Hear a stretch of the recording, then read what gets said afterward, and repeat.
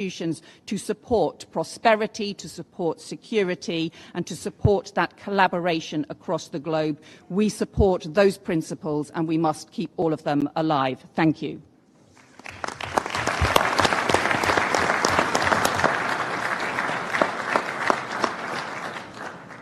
Thank you very much, the United Kingdom. We now go to India. His Excellency, Mr. S. Shankar, the Minister of External Affairs of India. You now have the floor, my dear brother. Minister Lamola, Excellencies, colleagues, I join other members in thanking you, Minister, for convening this meeting and reaffirm India's support for the priorities of the South African G20 presidency. Colleagues, our focus today is on the correlation between international peace and global development. In recent times, that is well established as both deteriorated in parallel. The costs, especially to the global South, in terms of energy, food, and fertilizer security, were starkly demonstrated by ongoing conflicts, particularly in Ukraine and Gaza. Apart from jeopardizing supplies and logistics, access and costs themselves became pressure points on nations. Double standards are clearly in evidence. Excellencies, peace can certainly enable development, but by threatening development, we cannot facilitate peace. Making energy and other essentials more uncertain in an economically fragile situation helps no one. Therefore, the way out is to move the needle towards dialogue and diplomacy, not in the opposite direction towards further complications. In any conflict situation, there will be a few who have the ability to engage both sides. Such countries can be utilized by the international community, both to achieve peace and to maintain it thereafter. So even as we attempt to address complex threats to peace, the value of encouraging a buy-in from those supportive of such goals should be appreciated. A persistent threat to development is that perennial disruptor of peace, terrorism. It is imperative that the world display neither tolerance nor accommodation to terrorist activities. Given the extensive networking among terrorists, those who act against them on any front actually render a larger service to the international community as a whole. As we confront conflict, economic pressures, and terrorism, the limitations of multilateralism and the United Nations in particular are visible. The need for reforming multilateralism has never been greater. Colleagues, the international situation is today both politically and economically volatile. We, as members of G20, have a particular responsibility to strengthen its stability and give it a more positive direction. That is best done by undertaking dialogue and diplomacy, by firmly combating terrorism, and by appreciating the need for stronger energy and economic security. I thank you.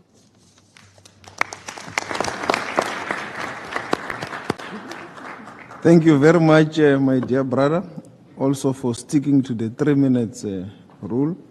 We now go to the guest countries. We start with the Netherlands. His Excellency, Mr. Dirk Schoof, the Prime Minister of the Netherlands. You now have the floor. Thank you, Your Excellencies. First of all, I'd like to express my gratitude to President Ramaphosa and Minister Lamola for hosting this G20 meeting for all UN members. We certainly feel at home here. After all, the Netherlands is often associated with flowers, such as our famous tulips, so we can appreciate South Africa G20 logo, which features the beautiful King Proteo flower.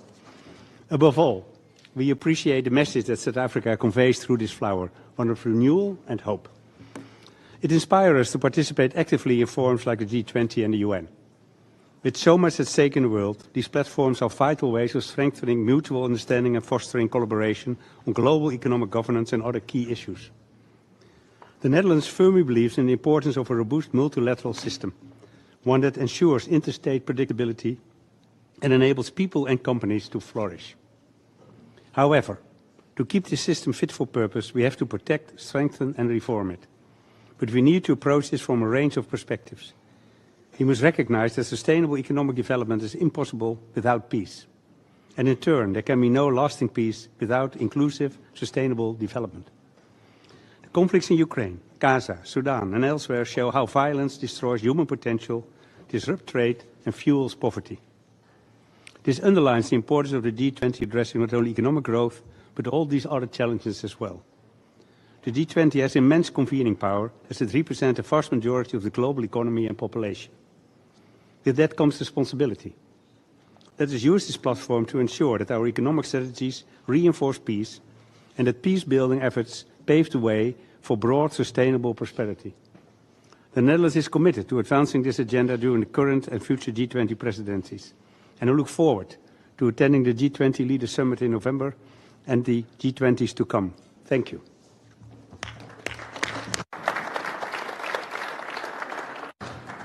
Thank you very much, Prime Minister, and also for associating with our beautiful national flower. Thank you very much. We now move to Algeria. His Excellency, Mr. Ahmed Attaf, the Minister of State, Minister of Foreign Affairs, National Community Abroad, and African Affairs of Algeria. Thank you, Mr. President. Algeria commends South Africa for its leadership of the G20 and values its tireless efforts in championing strategic priorities that deeply resonate with Africa's needs, aspirations, and vision for progress. With South Africa's stewardship and the African Union's full membership, we believe that the G20 is fully able to lead the global transformative agenda for the common good.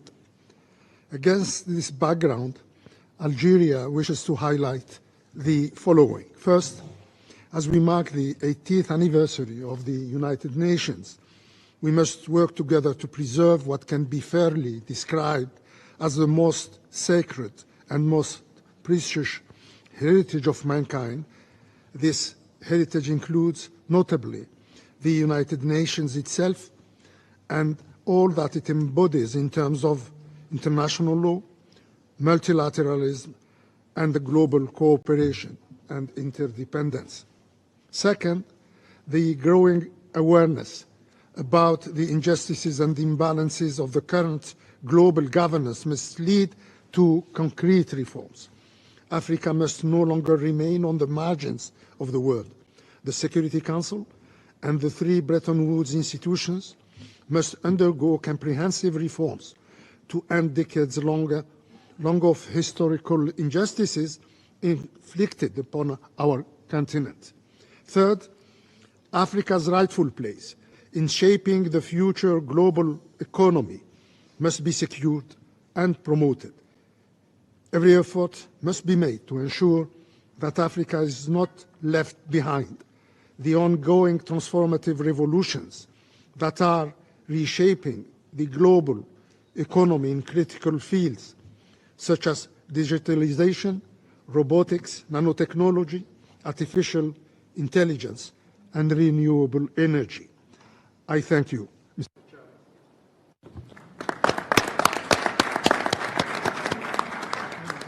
Thank you very much, Algeria. We now move to Egypt. His Excellency, Mr. Badr al-Dalti, the Minister for Foreign Affairs, Immigration, Egyptian expatriates. جزيلا معالي الأخ العزيز. Thank you, Excellency Mr. Lamola, Minister of International Relations and Cooperation of South Africa. Excellencies, Ministers for Foreign Affairs of the G20, ladies and gentlemen, I'd like firstly warmly to thank His Excellency my brother, Mr. Lamola, for having convened this meeting. We applaud South Africa's remarkable leadership of the G20 over the course of the past year. We're very proud that South Africa has led the G20 despite the unprecedented challenges that currently facing the international order today. We're meeting today at the UN at a time when we're commemorating the 80th anniversary of that organisation, which is the crux of multilateral action. And that shows the importance that the G20 attaches to this forum, whose charter reposes on the principles of peaceful coexistence of all peoples. However, the abject aggression of Israel against the Gaza Strip, with its many violations and the many atrocities, is a flagrant violation of international law, which is testing the United Nations, because the international community has till now been unable to resolve that conflict. The Gaza population is denied basic amenities, and I'd like to recall the ongoing position of Egypt, which is a categorical refusal of the rejection of the displacement of the population of Gaza, and we call for unhindered and immediate supply of humanitarian assistance and the rejection of any attempt to annex the West Bank. We also call for economic rebuilding of Gaza, which many of our partners are calling for, because that will promote the ongoing presence of the Palestinians in the Gaza Strip. We will pursue our efforts to achieve a fair resolution of the Palestinian issue with a view to creating a Palestinian state. The challenges that multilateralism faces have a negative impact on the global economy and make it difficult to achieve the SDGs. This calls for a holistic approach to redress the structural imbalances that currently affect the global economic order, if we're to increase the effectiveness of the Bretton Woods institutions, while also solving the issue of sovereign debt of developing countries and reform multilateral financial architectures. We also reaffirm the importance of reforming the Security Council so that it be more democratic and more representative, ensuring justice for the African continent.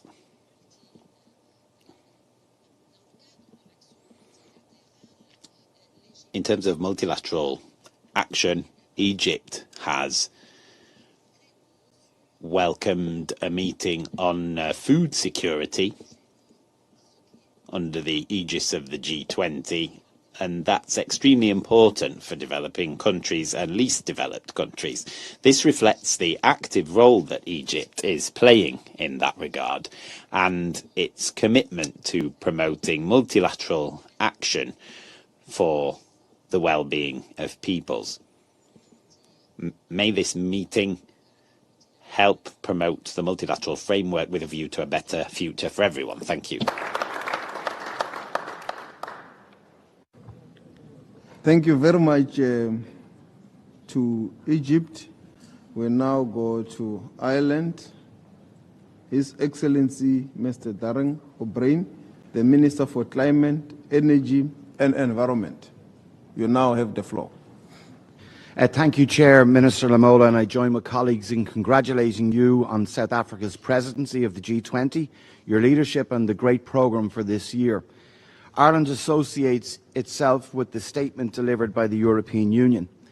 This week we celebrate 80 years since the signing of the UN Charter, when leaders agreed to practice tolerance and live together in peace as good neighbours.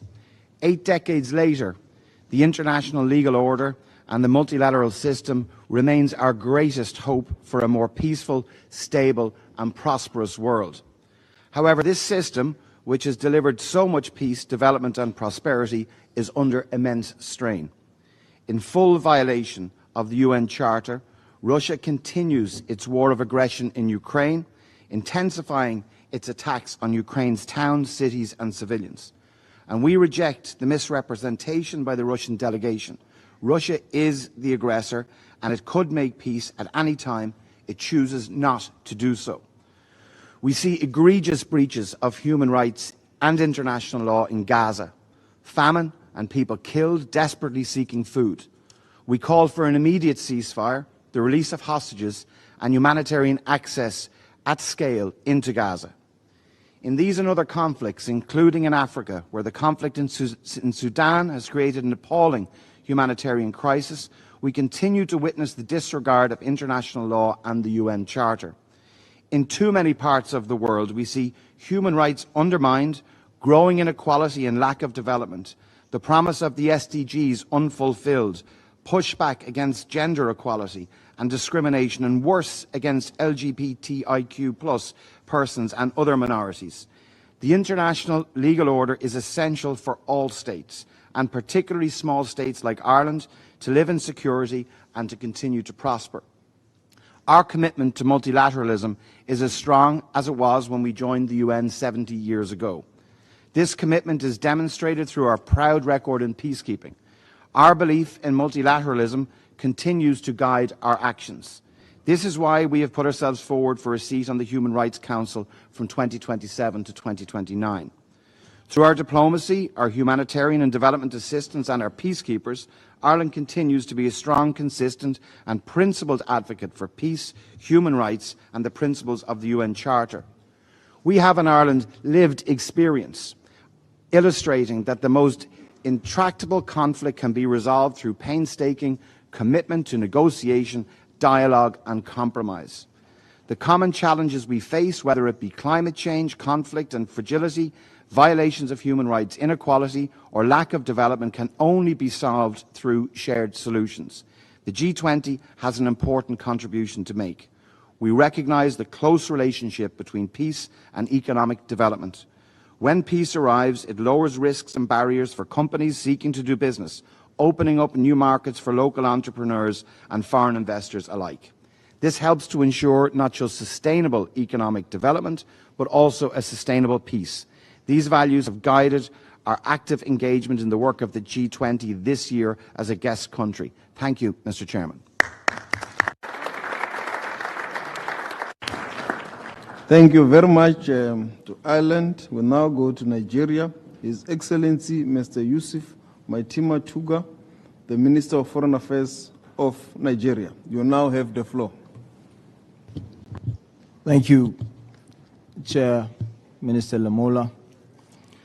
Nigeria commends the South Africa G20 presidency for the initiative of convening the second G20 foreign ministers meeting on the margins of the 80th session of the UN General Assembly.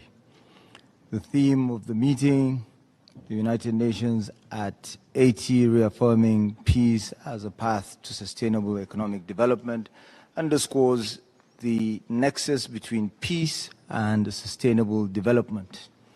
Today, our world is confronted with rising geopolitical tensions, economic uncertainty, humanitarian crises, and conflict in Asia, Europe, and Africa. The G20 must seek to work more closely with the UN to deepen commitments to the peaceful resolution of conflicts and the promotion of constructive dialogue as fundamental tools for global peace and security, especially in the Middle East and Eastern Europe, where tensions continue to rise. Nigeria firmly believes in investing in mediation and other conflict prevention initiatives. We reiterate our calls for G20 member states to strengthen its dispute settlement mechanism, including provision of humanitarian assistance and support for African-led peace initiatives, that address conflicts and their roots. The use of non-African private military companies and proxies ultimately fails. Alongside these challenges, terrorism and violent extremism continue to pose significant threats to global peace. Nigeria recognizes that tackling these threats requires a comprehensive approach to address both the immediate security concerns and the underlying socio-economic drivers. Furthermore, developmental challenges and poverty alleviation must remain at the center of our global agenda, as sustainable investments in education, healthcare, and job creation are critical to ensuring long-term stability and prosperity for all. We must also be honest about representation and decision-making. The G20 has proven to be an effective platform for economic cooperation, but if multilateral agencies are to remain relevant in a more complex world, we need reform that ensures greater inclusion, particularly for African nations, as we work towards a more equitable global order. This also informs our advocacy for support from the G20 for just geographical representation in the United Nations Security Council and for Africa to be given permanent seats. Prescriptions should match diagnosis, but that can only be achieved if the patient is part of the conversation. Youthful Nigeria is set to become the third largest country in the world in the next 25 years. Mr. Chair, I conclude by reaffirming Nigeria's resolve and commitment to work in the G20 with all partners for an inclusive, prosperous future. I thank you. Thank you very much, my dear brother from Nigeria. We now go to Norway. His Excellency, Mr. Espen Barth Eide, the Minister of Foreign Affairs of Norway, you now have the floor. National effort supported by truly committed international partners, many of whom are represented in this room today.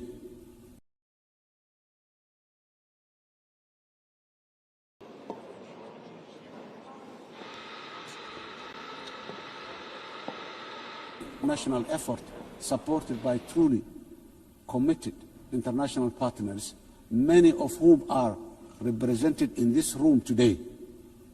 In fact, Somalia is an evidence that multilateralism and global solidarity can make the world a better, safer, and progressive place. This lived experience is our own government's inspiration for a determinedly working for a more just, peaceful, and progressive world within the UN Security Council during our membership, because we know that we are truly better together. When we all work in unison at home, we are bravely fighting the last remaining pockets of international terrorism while building a strong and sustainable national security architecture. We are working closely with all our valuable international partners in defeating the violence, extremism, ideology, falsehoods, and illicit financial systems that facilitate global terrorism. As a result of our efforts in Somalia, our people and citizens across the world are safe today. Of course, while we remain grateful for all international support to combat terrorism, I strongly commend the unwavering commitment and courage of Somali security forces and the local community defense forces for their sacrifices. Al-Shabaab and ISIS, the two most dangerous terror organizations in the world today. This will continue until we achieve complete victory and harmony in our country, our region, our continent, and the wider world. We must never give in to cowardly terrorists. Excellencies, ladies and gentlemen, our government has embarked on a historic journey to undertake universal suffrage elections in Somalia for the first time in 57 years. Somalia was Africa's first democratic nation in the 1960s, and we are proudly returning to that path of inclusive governance once again. Today, our national election registration process is ongoing, and more than 40 independent political associations have registered to participate in the upcoming elections. Our national experience is that nothing is better than a people-centered, a people-led, guided by the rule of law to build a unified and prosperous nation in our country.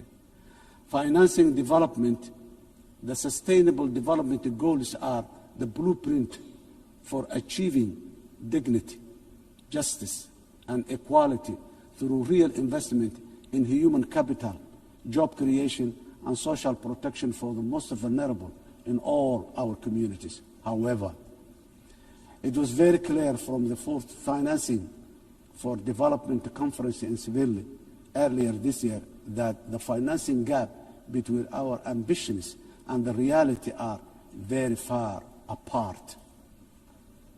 Today, developing nations are facing the terrible shock of high debt burden, higher cost of sovereign borrowing, and expenditure on recurrent shocks, which is impossible to budget for annually. The traditional economic model of forecasting predictable expenditure supported by clear revenue streams is no longer this simple. Governments of the developing nations are also now subjected to real-time investment cuts in core developmental activities, including health, education, and basic infrastructure. This is because of realignment of the already dwindling development assistance they use to receive from the developing nations. This is not sustainable, and if we, as a community of nations, are to achieve collective developmental progress together.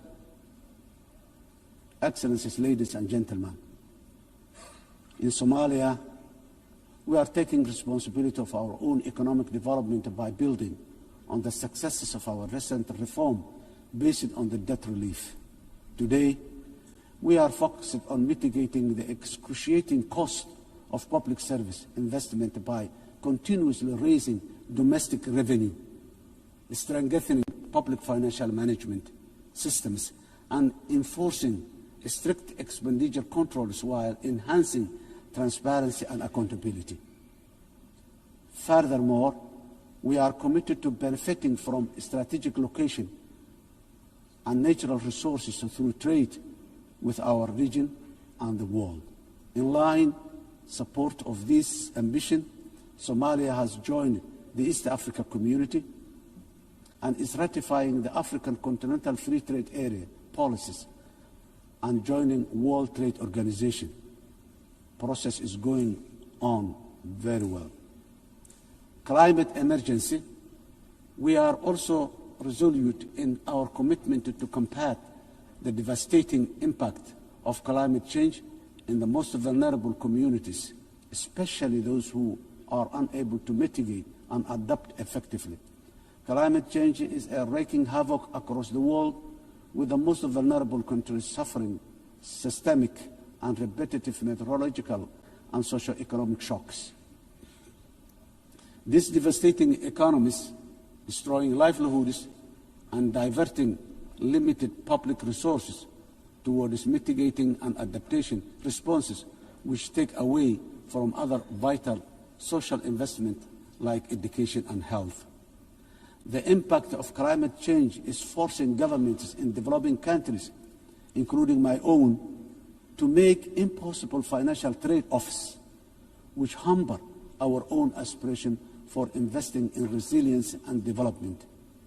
Around 10% of the developing nations' budgets are diverted to responding to climate change.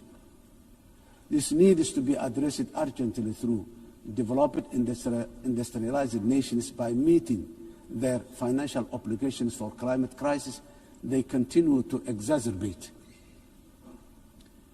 The climate crisis that continue to exacerbate. Excellencies, ladies and gentlemen, the resilient Somali people live with the climate crisis every day. For us, climate change is not an abstract. It is a horrible reality of disrupted and destroyed lives.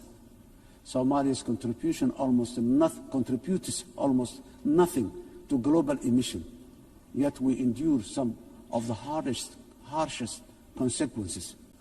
Droughts, floods, and rising seas erode livelihoods and displace families, threatening to undo the progress we are making towards peace and development. As a government, we understand that addressing the adverse impact of climate change is a global public good that requires strong partnership and genuine burden sharing.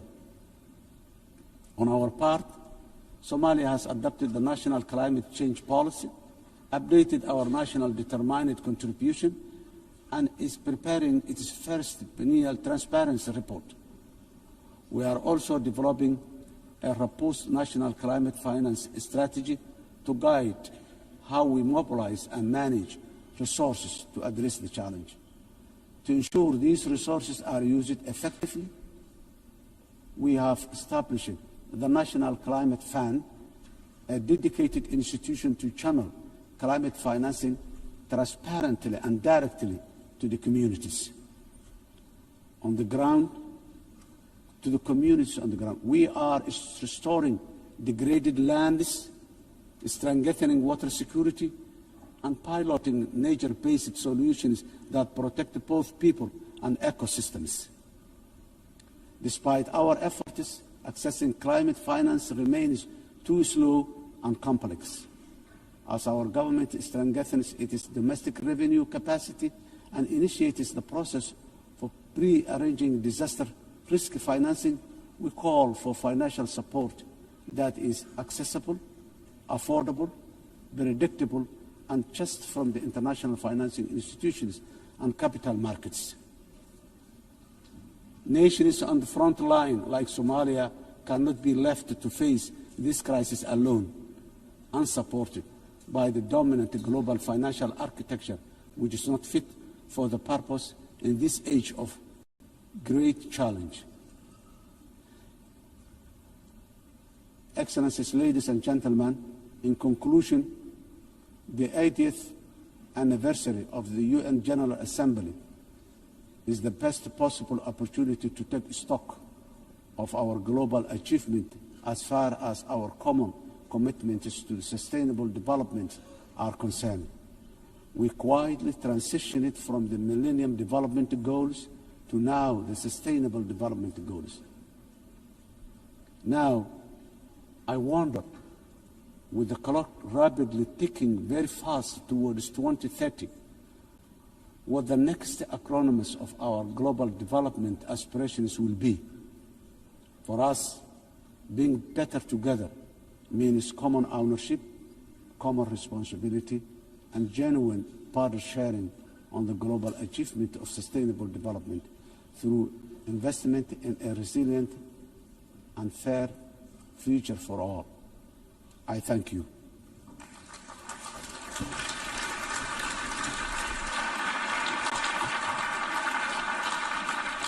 On behalf of the Assembly, I wish to thank the President of the Federal Republic of Somalia.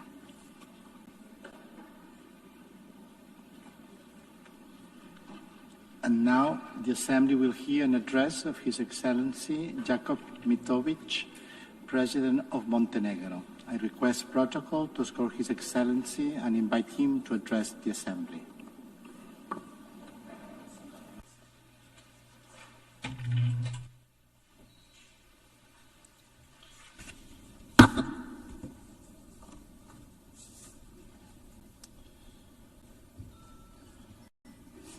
Mr. Speaker, Excellencies, ladies and gentlemen, allow me to convey my warmest congratulations to Her Excellency Annalena Baerbock on her election as the President of the 80th session of the General Assembly. This election is both historic and inspiring, as she is only the 5th woman entrusted with this very high responsibility. We recall Vijaya Lakshmi Pandit from India, who spoke with the voice of a liberated Asia. Angie Brooks, a Liberian diplomat and a judge who championed the rights of small states and women in Africa. Haya Rashid Al Khalifa from Bahrain, who brought a message of dialogue and international law from the heart of the Middle East. And Maria Fernanda Espinosa from Ecuador, who raised her voice for climate action and indigenous people of Latin America. And each of them left a mark of their time. So this election gives Europe the opportunity to embody the principles of the unwavering defense of human rights and multilateralism. Dear colleagues, this year, as we commemorate 80 years since the founding of the United Nations, we reflect on the remarkable journey of this great organization that was created as a mission of global peace. Born from the ashes of the Second World War, the United Nations emerged as a beacon of hope for humanity. Dear colleagues, imagine the devastated cities throughout the world back in 1945. Warsaw, reduced to ashes. St. Petersburg, shattered after the years of the siege. Berlin, in ruins. Hiroshima and Nagasaki struck by the unimaginable horror. And my hometown and the current capital of Montenegro, Podgorica, was also in the bombings virtually razed to the ground. And imagine at the same time the world leaders gathered, who despite their wounds looked to the future.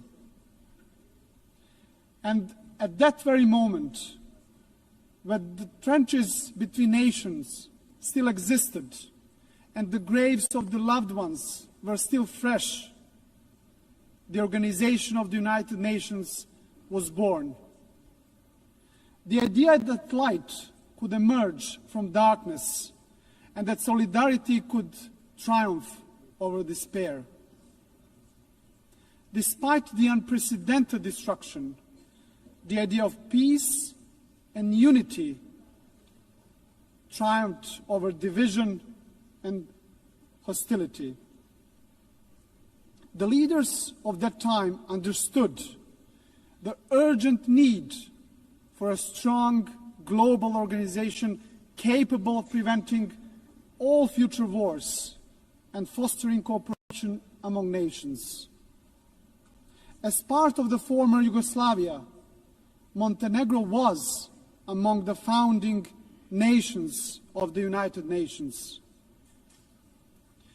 We have so far established an international system that promotes peace, upholds rules-based global order, safeguards human rights, and fosters sustainable development. Dear colleagues, without the United Nations, much of our collective progress would have remained just a distant dream. Yet, even after 8 decades, we must also acknowledge a sobering truth. The absence of the World War has not always meant the presence of genuine peace and prosperity in the world. Today, multilateralism is being tested like never before, and our world is confronted with devastating conflicts, rising polarization, grave human rights violations, deep economic inequalities, and the corrosive spread of disinformation. Those challenges remind us of one essential fact. We cannot afford the marginalization of the United Nations, nor the silencing of the international law. Dear colleagues, now more than ever, we need to renew our commitment to the founding principles of the UN Charter. And despite its imperfections, the United Nations remains the only global organization where every nation has a seat and a voice, and where international law remains the basis for international legitimacy. And that makes the United Nations indispensable. Ladies and gentlemen, since regaining our independence back in 2006, Montenegro worked hand in hand with the United Nations to advance reforms in sustainable development, human rights and good governance, and in line with our European Union membership aspirations. Next year, we will proudly mark 2 decades of regaining our independence, as well as 2 decades of our UN membership. So over the past 20 years, Montenegro has evolved into a modern democracy. This transformation is also reflected in our economy, which has grown steadily, driven by key sectors such as tourism and energy. Our resilience has been tested by many global crises. Yet, Montenegro remains firmly committed to building a knowledge-based economy that fosters sustainable development and contributes to regional stability and regional prosperity.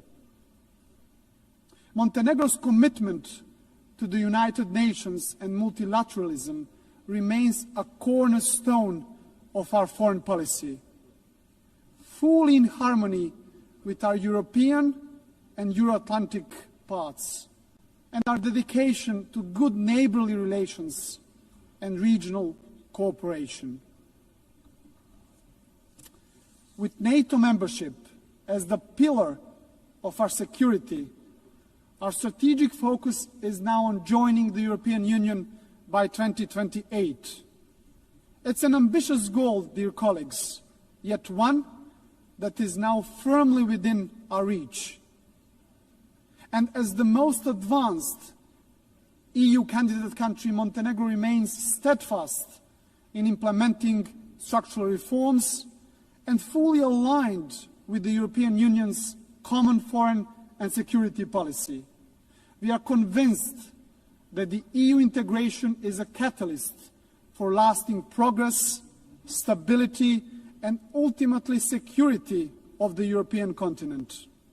And in this process, Montenegro is not only a beneficiary, but also a contributor, demonstrating that enlargement strengthens the European Union as much as it strengthens the candidate countries.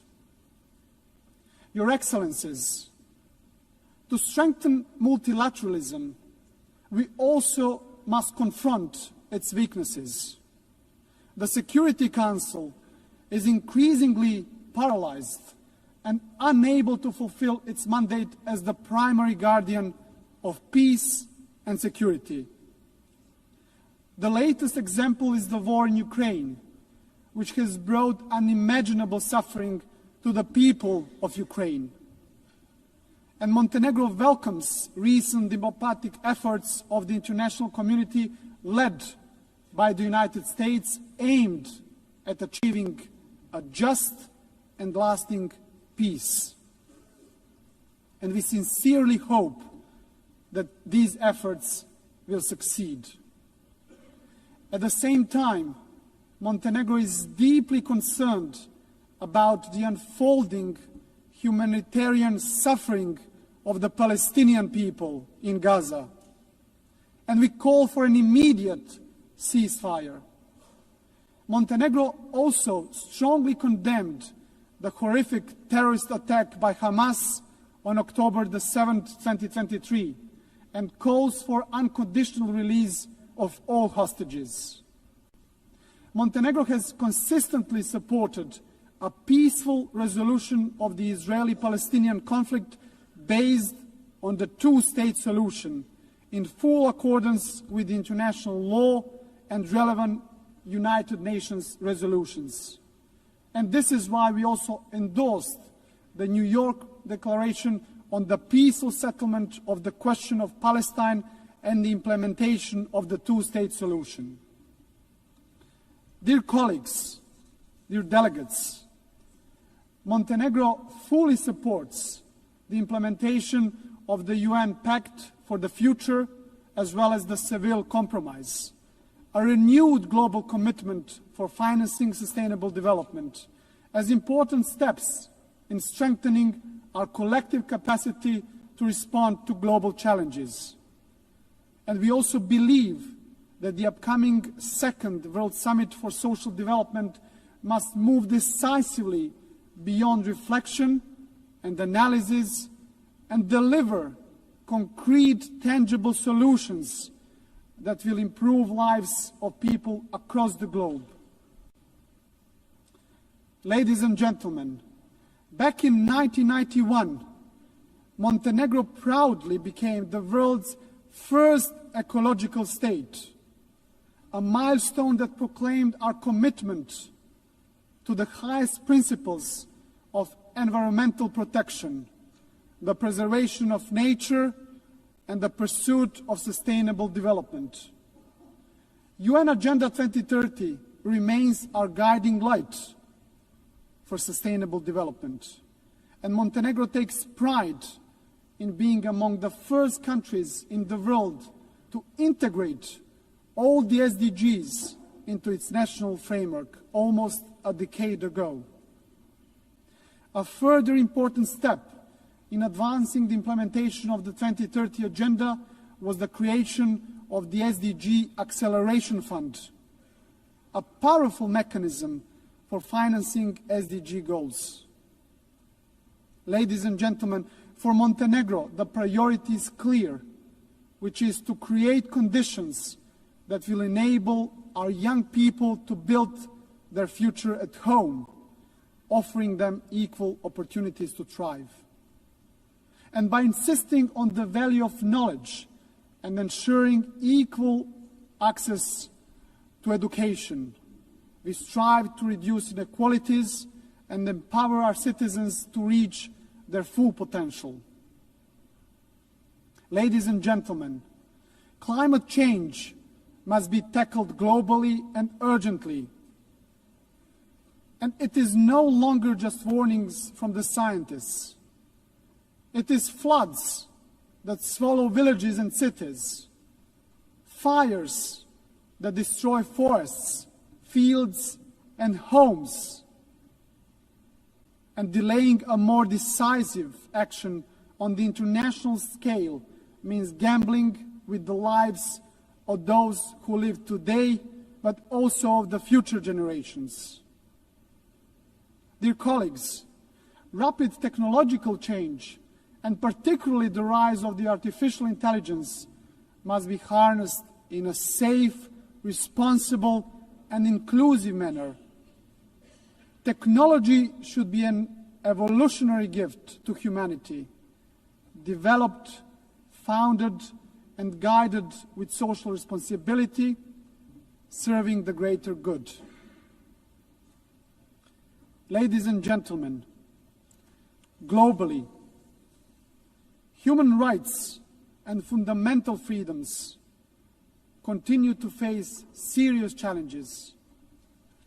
And while significant progress has been achieved in advancing women's rights since the adoption of the Beijing Declaration, much remains to be done. In this regard, Montenegro is fully committed to gender equality.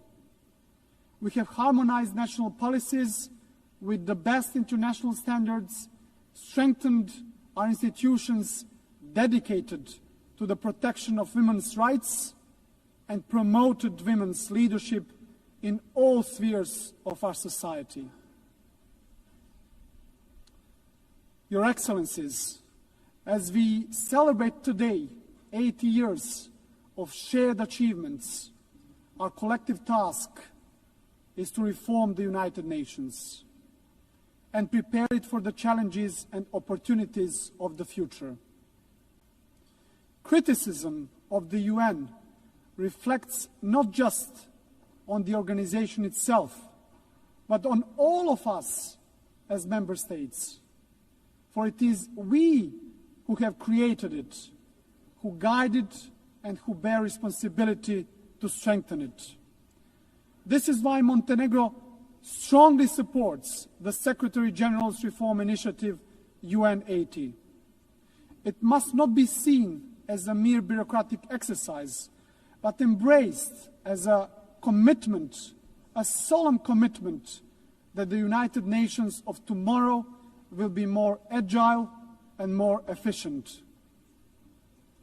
And at the heart of these efforts must remain the UN's three key pillars: peace and security, sustainable development, and human rights, as the bedrock of all United Nations action. To conclude, dear friends, Montenegro is firm in its conviction that the United Nations must remain the cornerstone of peace, international law must prevail over force, and the rule-based order must be further strengthened. For without these principles, there can be no trust among nations, no true security, and no hope for a just and lasting peace in the world.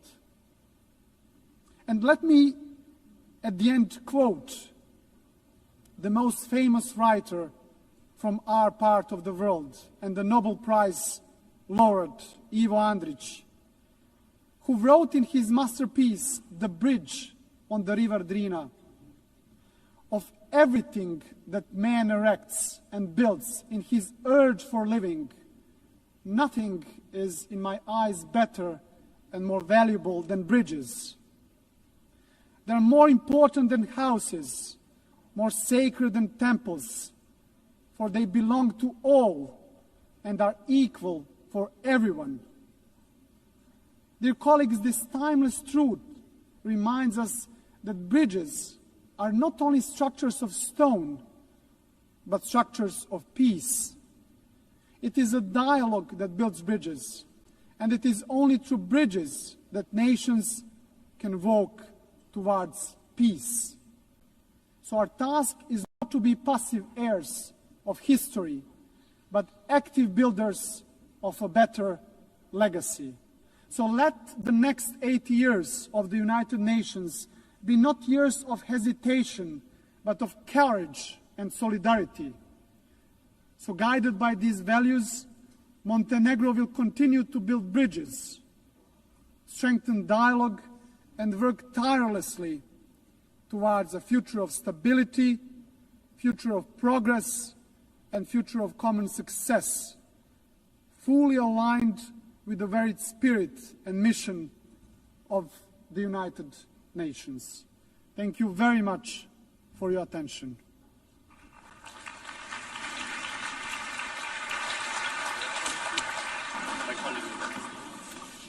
On behalf of the Assembly, I wish to thank the President of Montenegro. In accordance with Resolution 80/1 of 19 September 2025, I give the floor to the distinguished observer of the Observer State of Palestine to introduce an address by the head of the state. بسم الله الرحمن الرحيم.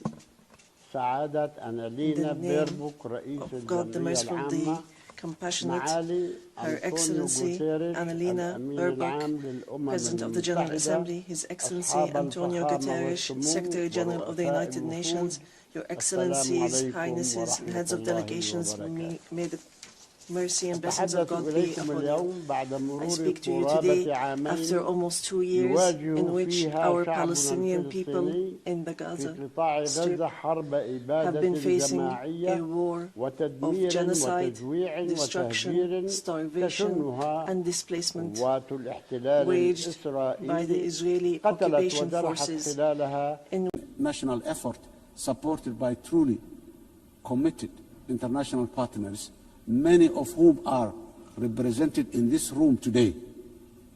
In fact, Somalia is an evidence that multilateralism and global solidarity can make the world a better, safer, and progressive place.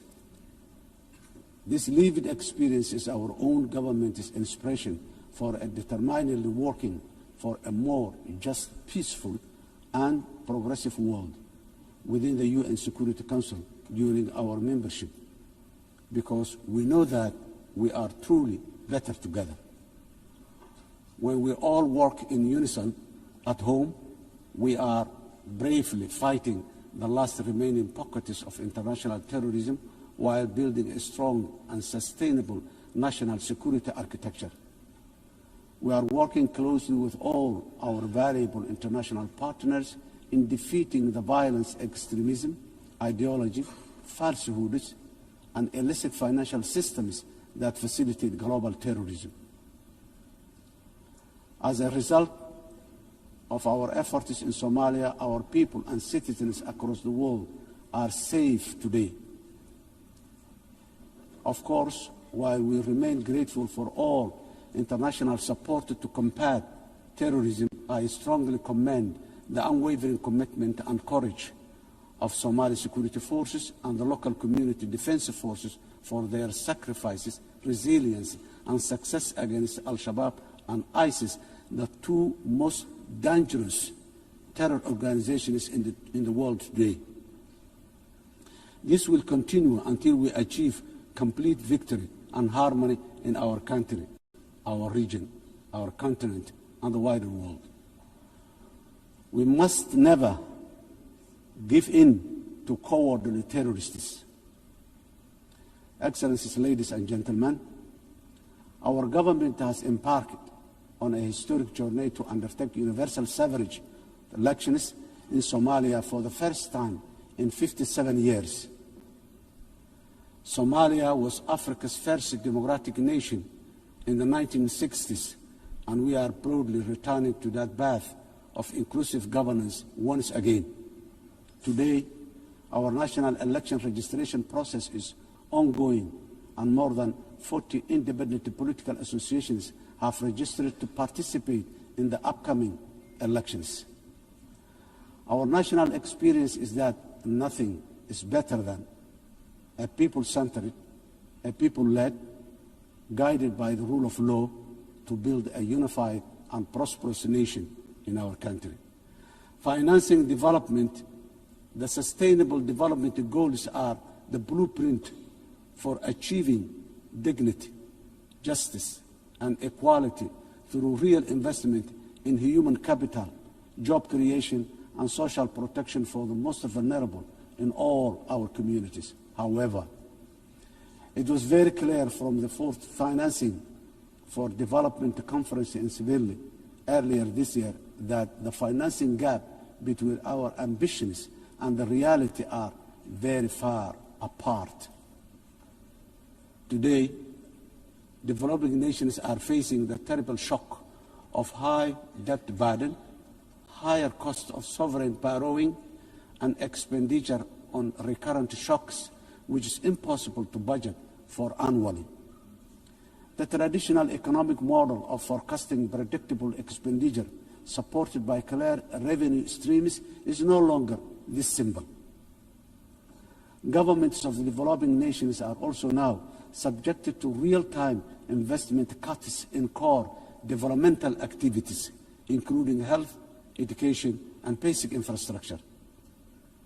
This is because of realignment of the already dwindling development assistance they use to receive from the developing nations. This is not sustainable, and if we, as a community of nations, are to achieve collective developmental progress together. Excellencies, ladies and gentlemen, in Somalia, we are taking responsibility of our own economic development by building on the successes of our recent reform based on the debt relief. Be a spur, not a substitute, for much-needed ceasefire, a release of the hostages and